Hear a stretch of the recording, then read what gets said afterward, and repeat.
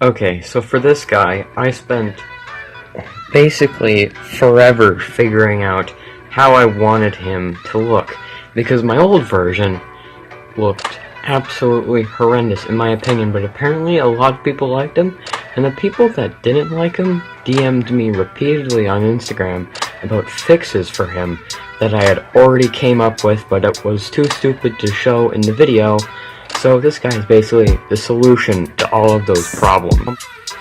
So before we get in depth with his incredibly complex transformation, I would like to go over some fun facts for this vehicle mode and the actual CGI model. So Optimus Prime is a heavily modified Peterbilt 379, and for his CGI model, there was over 10,000 moving parts alone for Optimus. And another fun fact is the reason that he is a Peterbilt 379 is the cast and crew believed that if Optimus was a standard cab-over-engine truck,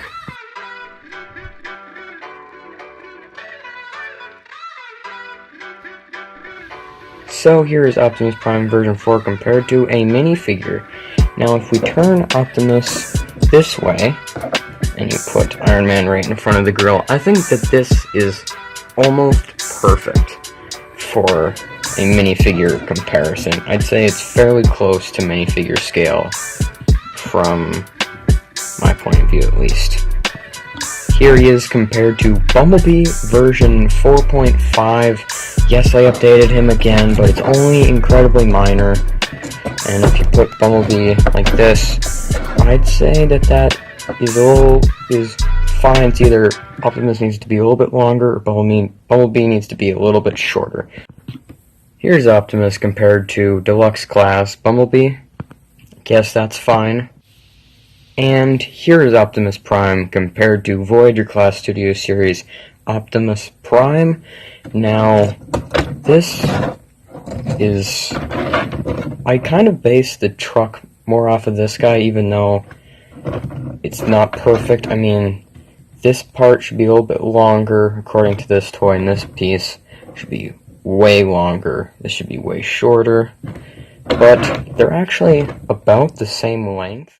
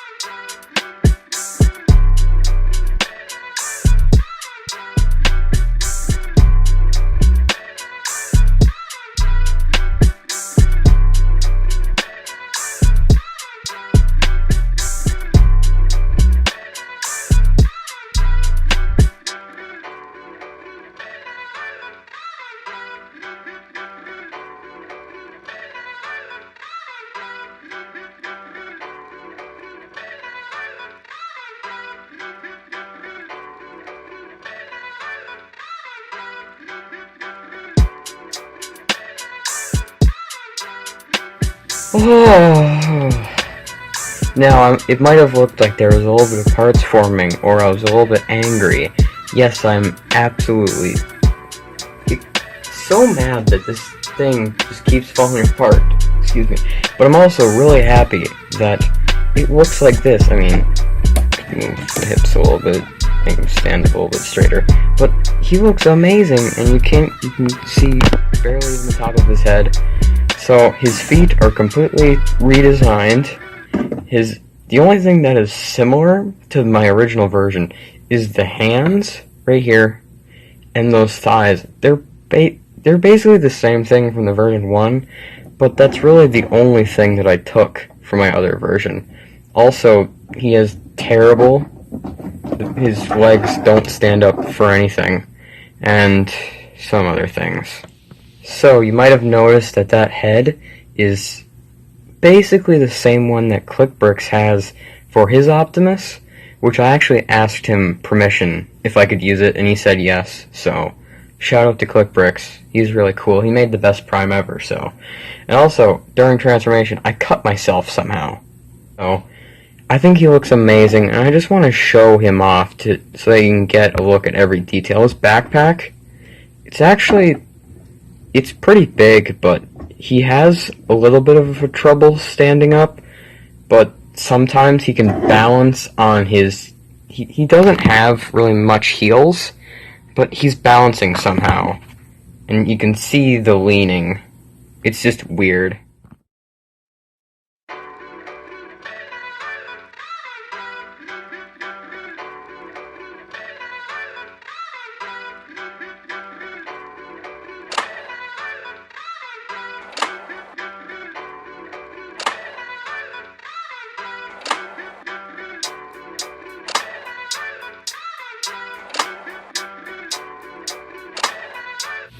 Here he is with a minifigure. I think that this looks perfect, in my opinion. If I were to back up the camera just a bit. My high-octane Bumblebee, I think that this is perfect, for me at least. Siege Thundercracker, and half of Devastator. As he is the most violent of Transformers, he is gonna need an overabundance of weapons, which is exactly what I have here in his trailer that I'm going to show off in its own separate video. So I'm just going to grab out all sorts of his weapons. Now he has seemingly infinite amounts of weapons in the movie, but I'm going to go through some of his very basic ones. I made his knuckle dusters, which are very simple. These are the same ones that I used for his original version. Those hands don't like staying on there, so I'm going to reattach that. So there is that attached. He also has his swords that come out of his wrist and ones that he can hold in his hand. It's just the same sword for both. Now I also made his shield, which kind of acts as a bit of a riot shield. It attaches, well, it actually has a bit of his forearm. Probably you have to take this off to put that on there. So it's a bit of parts forming. He also has the axe, which is virtually the same from my other version.